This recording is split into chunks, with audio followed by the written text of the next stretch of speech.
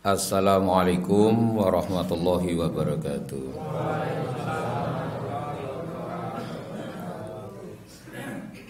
Bapak Ibu baca subhanallah 3 kali, alhamdulillah 3 kali, kemudian takbir 3 kali, disertai doa di dalam hati ya. Kita mulai. Subhanallah, subhanallah, subhanallah, subhanallah, alhamdulillah, alhamdulillah, alhamdulillah, Allahu akbar, Allahu akbar, Allahu akbar. 3 kali istighfar. Astaghfirullahaladzim, astaghfirullahaladzim, astaghfirullahaladzim. Alladzi la ilaha illa huwal hayyul qayyum wa atubu ilaihi. Tahlil.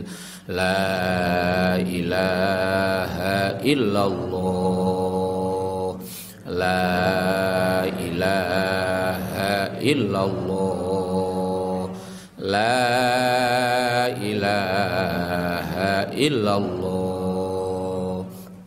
Bapak Ibu, alhamdulillah. Kenapa Nabi Musa alaihi salam memukul laut dengan tongkatnya, kok tidak memukul kepalanya Fir'aun? Ini pertanyaannya bagus dan tidak perlu dijawab. Nanti yang jawab saya sendiri. Dan MC-nya tadi bagus, itu insya Allah ini bisa diharap menjadi ustadz dari Nayu ini ya, insya Allah. Tegas, keras, bagus. Kenapa ini Nabi Musa kok memukul laut? Bukan kepalanya Fir'aun itu loh yang dipukul itu. Harusnya kan kepalanya Fir'aun itu mestinya. Iso ambiar itu, nah, kepalanya Fir'aun mungkin berkeping-keping kan gitu. Kenapa demikian? Karena Allah memerintahnya Nabi Musa itu untuk memukul laut. Karena Nabi Musa orang yang taat dengan perintahnya Allah, maka Nabi Musa memukul laut. Sholat subuh ini perintahnya siapa? Nah, puasa perintahnya siapa? Nah, kalau memang ini juga perintahnya Allah, tidak lagi laut yang terbelah. Bahkan Allah SWT sudah tunjukkan bahwa orang puasa itu pahalanya langsung Allah yang akan memberikan.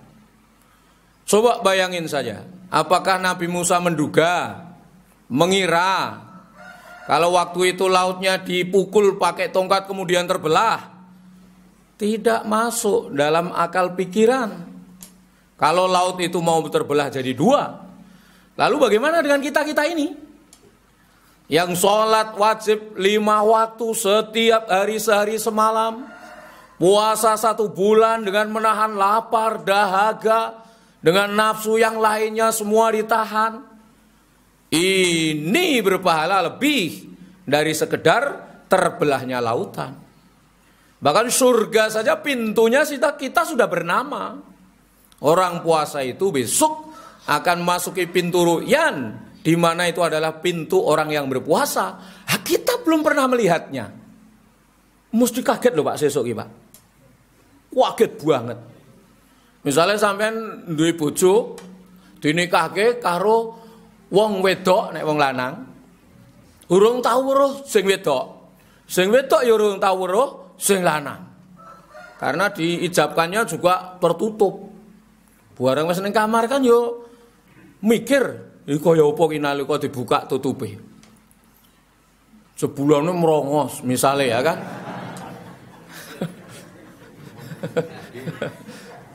Wisal.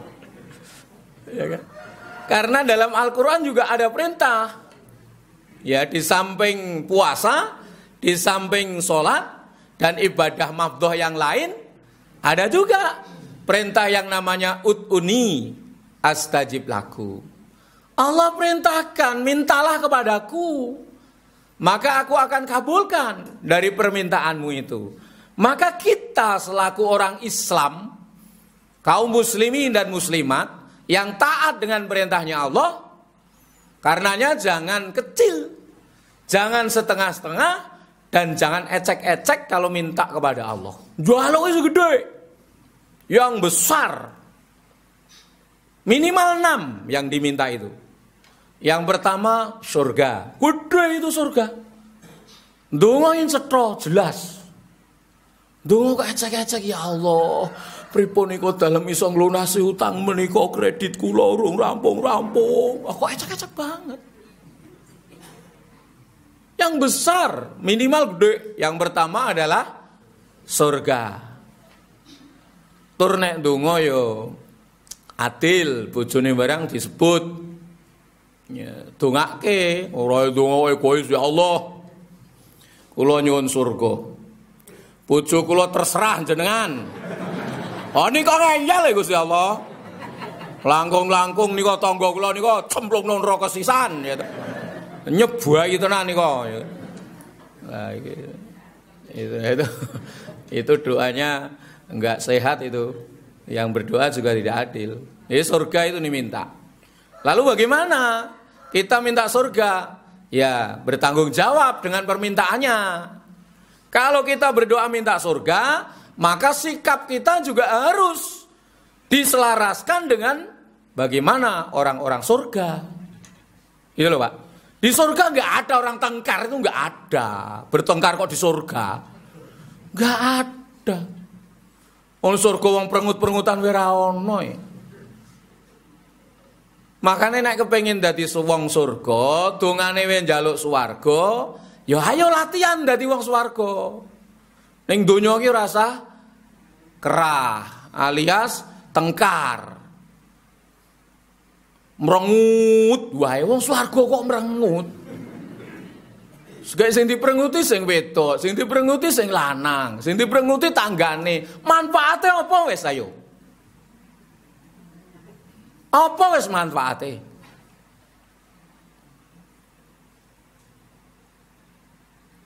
Mikir to yang ngene iki. Lah wong kon poso ra poso. Kon salat ra salat. Lah terus sing dinut iki perintah apa sing endi? Lah nek awake dhewe manut dengan keinginan kita, gimana? Kalau keinginanmu itu ternyata ketika dituruti mencelakakan dirimu sendiri. Puasa itu sehat, banyak manfaat. Sholat itu lebih dari sekedar sehat. Jadi jangan beribadah seolah-olah. Karena ada orang yang ahli sepertinya. Ibadahnya, hidupnya, kayaknya yang dikerjakan sebagaimana amal surga. Tetapi bisa saja dia menjadi ahli neraka. Dan terlihatnya seperti orang ahli neraka.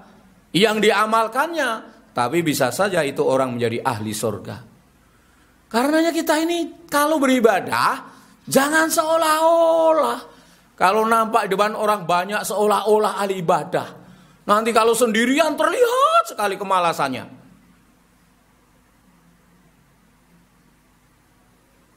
Penting nih Pak, surga penting. Nomor 2, 7 menit tuh ini.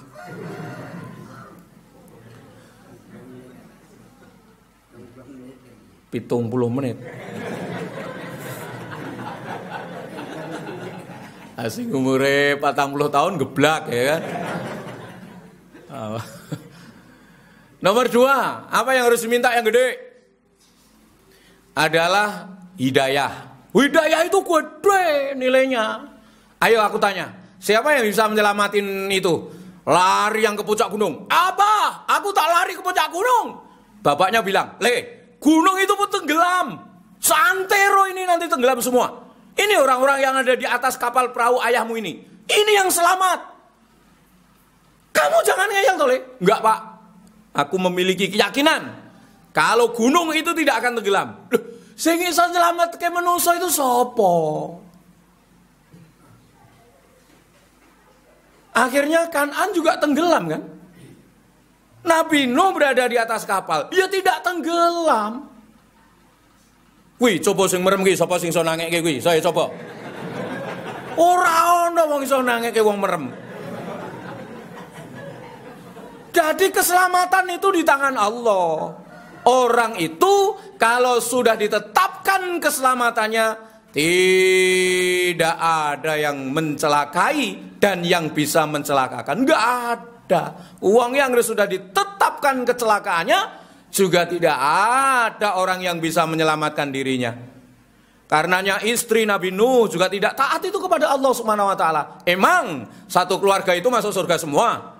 Emang satu keluarga itu bisa selamat semua? Oh, ya Allah. Kalau aku sebagai seorang ayah, anakku ya mestinya tak ajak ke surga semua. Tapi apa anak kita ini juga ngikut kita? Ini mikir semua ini akhirnya kita dengan begini ini. Wancengi. Oh, sebulan ini disoting tuh karo Wandi. Masya Allah. Ya diedit lho ndi-ndi nek sira wangun aja dilubokke. Aku ora ngerti ya mau ki. Bulane ana wong nyoting lagi. Ya wis ki 70 menit tenan iki kok ya to.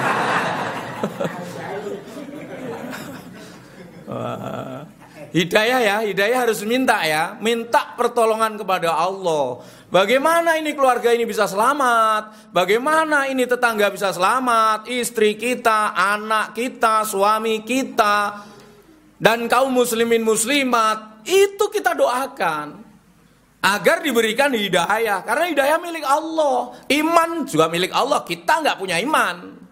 Kita beriman ini kan karena diberi sama Allah Subhanahu wa taala. Sehingga kita menjadi orang yang beriman. Oh, kita saja nggak ada hatinya kok. Hati ini milik Allah. Dengan mudah Allah membolak-balikkan hati orang. Sore baik, siangnya tidak baik.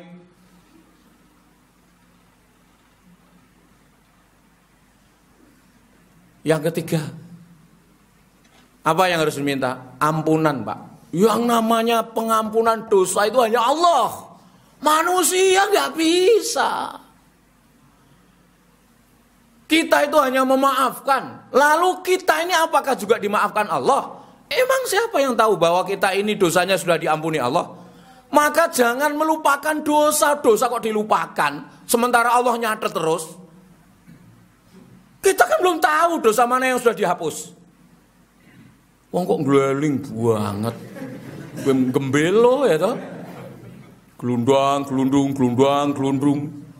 Lah apa to ngoyak apa donya dioyak mlayu sih? Ora doyak ya ora marani situ. Lah emang kita siapa ya? Kita bukan apa-apa. Dan kita ini apa juga bukan apa-apa di sisi Allah. Makhluk lemah sekali. Kayak loro rong dina wis sambat sak entek-entek. Wah, tobat tenan loro untuk tobat tenan. Wingi sisih kuwene saiki pindah kene. Wah sesuk merokotok wae ya toh. Iya. Ampunan Pak. Dosa kita yang tidak sengaja banyak. Tuh tempo hari saya pernah Pak dijemput sama penjemput itu datangnya terlambat. Mintanya jam 4, katanya saya suruh siap. Pak Roji, siap jam 4. Nggih, saya nanti tekan depan rumah. Tak enteni setengah 5 isan. Wah aku ning ngarep lawang iki gelisah aku. Jam 5 kurang 5 menit urung teko. Wong bojoku arep blonjo yakon, "Bi, aku teke ke warung itu naik motor ki, Bi." Jawabanku apa?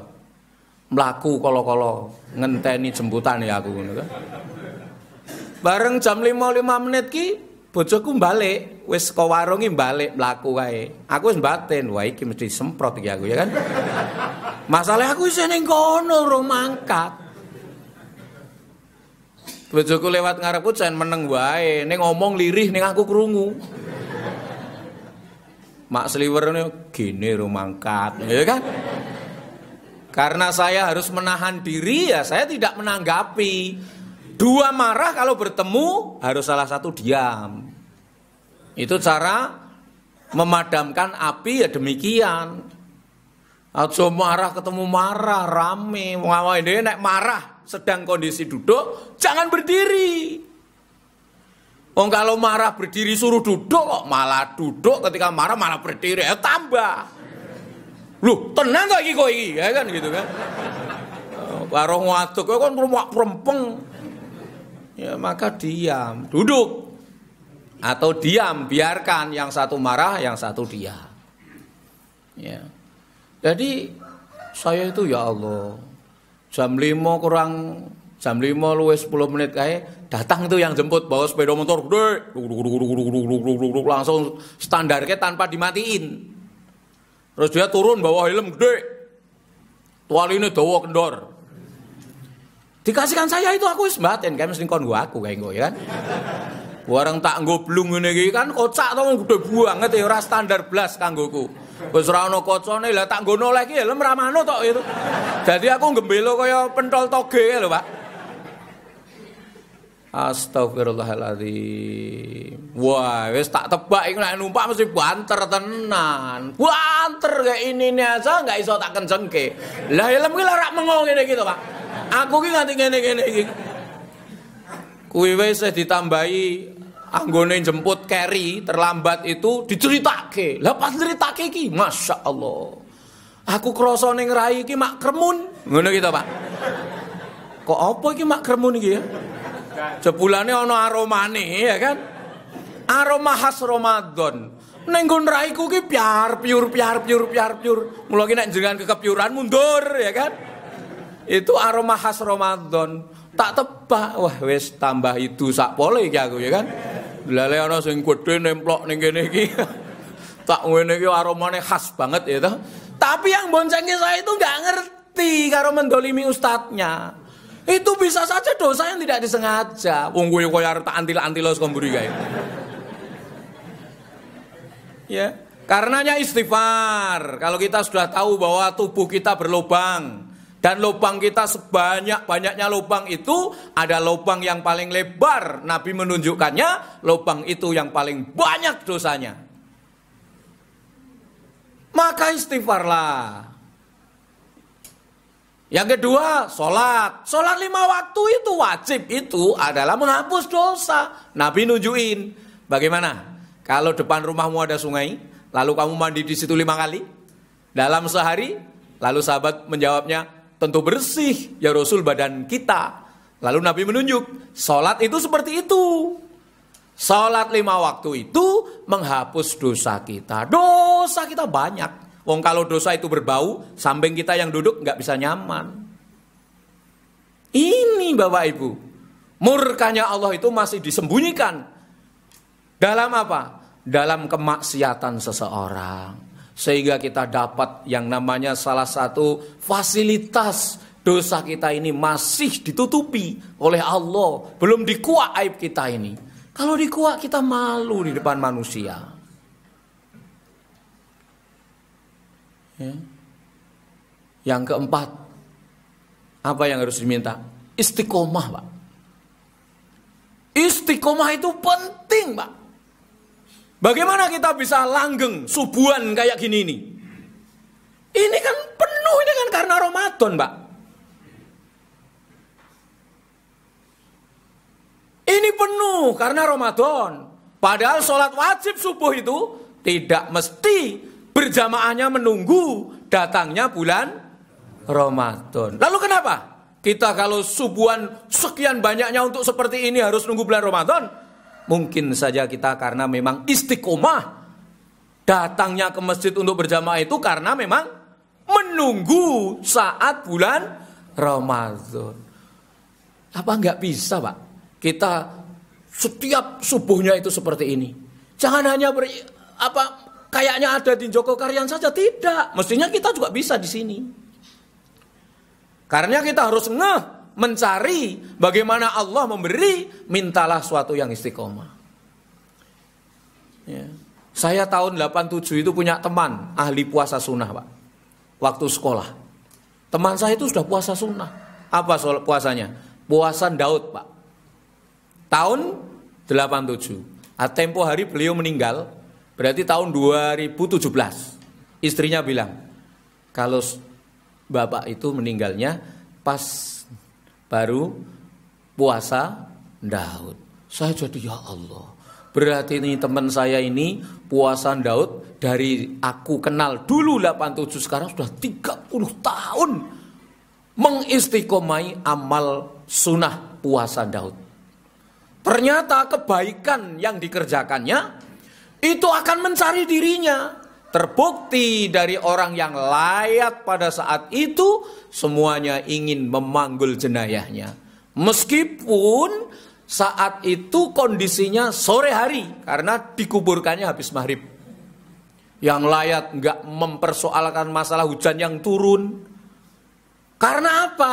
Karena terbekasi oleh kebaikan daripada si jenayah ini. Dulunya saat hidup dia adalah orang yang ahli ibadah puasa sunnah, ahli sholat berjamaah, dan dermawan di kampungnya, entengan dalam bahasa Jawanya. Sehingga saat meninggal dunia, masyarakat pun mendapati kebaikannya dari sunnah yang dikerjakannya, sehingga tidak ada keluhan ketika mengantarkan jenayahnya. Ayem loh Pak, mati kok sing ngusung akeh ya ayem, sing nyolati akeh ya ayem, mati kok sing nyolati ora ono. Aku pernah Pak nyolati mayat sendiri ya pernah, karena ora gelem. Karena mayatnya itu ahli maksiat. Senenge jebloke mercon pas tarweh gitu loh. Wangger rakaat kedua musuh luar. Jamaah iki mulane nek pas rukuk rakaat kedua wis siap. Nah, iki ngomong jeblok gitu kan. Nek begitu pas rukuk ora jeblok iki ana sing tegel ngomong ora jeblok mercone. Bareng mati ra ana sing layati akhirnya ya saya itu nyolati sendiri. Kudune aku wegah ya. Nek ora ana fardu kifayah iku wegah. Karena ada fardu kifayah, ya harus bertanggung jawab. Pas saya takbir pertama itu ya Pak ya Allah, mayat itu langsung sontak. Pas takbir pertama kan aku Allahu Akbar, DE langsung ngomong ini ya Pak, matur nuwun Pak Maroji ya. Seakan-akan mayat itu berkata matur nuwun karena sudah tidak ada lagi orang yang peduli dengan jasad. Karenanya berbuat baik, jangan berhenti. Karena kebaikan kita akan mencari sang pelakunya. Ya, subhanallah. Yang kelima, husnul khotimah Pak. Kompak ayo, yang pertama apa tadi? Kompak. Yang pertama, surga. Wis sing turu barang tangi kuwi. Yang pertama, surga. Yang kedua, yang ketiga, ampunan. Yang keempat, istiqomah. Yang kelima, husnul khotimah. Husnul khotimah itu untuk bisa mencapai ke sana, ini Pak ada tip bagus. Nabi kita Nabiullah Muhammad memiliki sifat: 1, sidik, 2, amanah, 3, tablik, 4, fatonah. Minimal Pak. Kalau 4-4-nya bisa kita kerjain, luar biasa. Ya. Tapi kita berusaha dari jujurnya saja itu. Kita kan boleh dan kita memang harus kalau mengaku umat Nabi, harus bagaimana sifat Nabi kita amalin. Kalau Nabi kita adalah orang yang jujur saat lahir miskin, karena kejujurannya makmur beliau. Nabi kita jujur saat lahir itu tak ada bapaknya, artinya sudah meninggal dunia dalam keadaan yatim, karena jujur mulialah kehidupannya. Jadi orang jujur jangan ditinggalin. Jujur pada diri sendiri. Tempo hari saya bilang, ketika saya ceramah kayak gini, Bapak Ibu, kuwi gugan sing turu kuwi. Hei, Bapak Ibu. Gitu kan. Waktu itu aku bilang gitu, waktu aku ceramah itu. Enggak di sini, enggak. Aku bilang, Bapak Ibu, yang belum bisa membaca Quran, ini yang ada di sini, semua. Yang belum bisa baca Quran, ngacung, tangannya ngacung. Ayo, ngacung. Semuanya, ora iki aku ning kono, ora ning kene. Waktu itu. Ya Allah, wong 16 tak hitung sing ngacung. Tak hitung karo aku, ibu-ibu 16. Bapak-bapak iki ana sing arep ngacung ning alon-alon kae. Terus aku ngomong, "Pak, sampeyan arep ngacung ora?" "Isine, Pak, aku, Pak." Ya kan. Wis tuwek urung iso maca Quran. "Ayo ngacung, Pak, jujur mawon." Dadi wong jujur dengan dirinya sendiri. Bapak-bapak ana sing ngacung wong 3. Akhirnya 19. Lalu saya bilang, besok habis sholat tarawih saya mau datang ke masjid ini. Datanglah sampean, mau saya ajari baca Quran hingga bisa, gratis, tanpa bayar. Masya Allah, betul Pak. 19 orang datang semua. Puasa 3 hari, puasa ketiga, awal Ramadan. Sekarang sudah jilid 6 yang separuh itu. Jadi nanti Ramadan ini habis, sudah tak naikkan ke Quran. Tadi malam sudah saya cek makhrajul hurufnya bagus. Karena saya melatih dari awal untuk 28 hijaiyah walulikur itu dengan cara bermain. Saya tidak menggunakan kitab lalu saya tulis, enggak. Saya bermain. Simbah-simbah tak uncali kerdus, duh banget. Mbah, tangkap ya kerdusnya ya mbah. Tangkap. Tangkap ya mbah. Siap. Aku ngono ya simbah-simbah. Wah, iki kono apa iki aku ngene kan? Wah, sampean pas nangkap muni ha, ngono ya mbah. Ha, pas nangkap lho mbah, iki pas nangkap ya. Tangkap. Ha ya. Simbah ki sak jeke anggere weruh kerdus kelingan ha gitu kan. Padahal itu huruf hijaiyah walulikur itu. Ya toh. Ayo alise dimek, ada dimek ngene iki. Ngomong ba ngono kan ana titike siji ning iso mripat kan. Wah anggere weruh alis ba ya wis langsung do hafal. 2 hari itu, Pak. Belajar Quran metode cantol sama saya. Ya. Akhirnya bisa itu baca Quran karena jujur. Jangan menyembunyikan perkara yang tidak pantas untuk disembunyikan.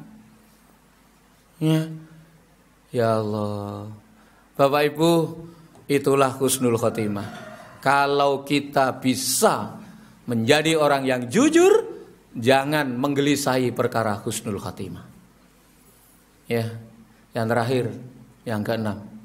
Minta kepada Allah agar kita ini dijauhkan dari segala macam fitnah. Fitnah itu apa? Fitnah itu adalah perkara yang tidur nyenyak dan dia tidak akan bangun kecuali dibangunkan. Dan yang bangunin itu sejahat-jahatnya orang. Karena pelaku fitnah adalah pelaku kejahatan yang kejahatannya melebihi dari pembunuhan.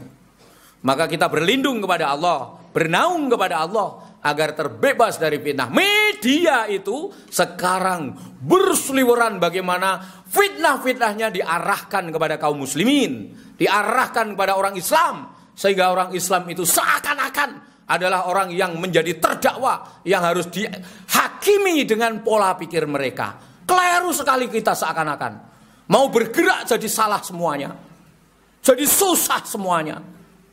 Astagfirullahaladzim.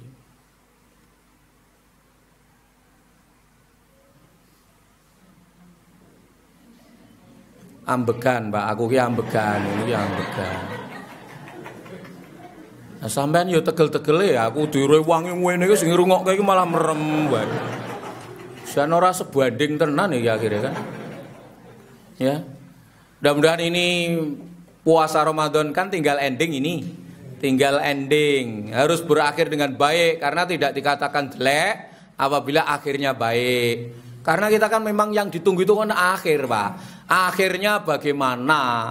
Kalau awalnya baik kemudian akhirnya jelek, nah itu bukan kebaikan. Ya. Awalnya jelek sekali, nggak apa-apa itu awalnya. Karena Umar bin Khattab pun dan para sahabat yang lain awalnya pun bisa saja datang dari jelek. Toha ma anzalna alaikal qur'ana litasqa. Akhirnya Umar langsung makgrimbyang karena hatinya tergugah. Pada saat itu orang baca tulis belum pinter semua. Baru 12 orang itu di Jazirah Arab yang bisa baca. Karena orang kalau mau baca dan bisa baca dan dia membaca, akhirnya hatinya bisa digerakkan. Itu artinya orang yang menyadari kalau dirinya tidak bisa. Sehingga dia mau berguru dengan keadaan. Itu orang yang bisa membaca. Karena ada orang yang tidak tahu kalau dirinya tidak tahu, goblok banget itu nasibnya.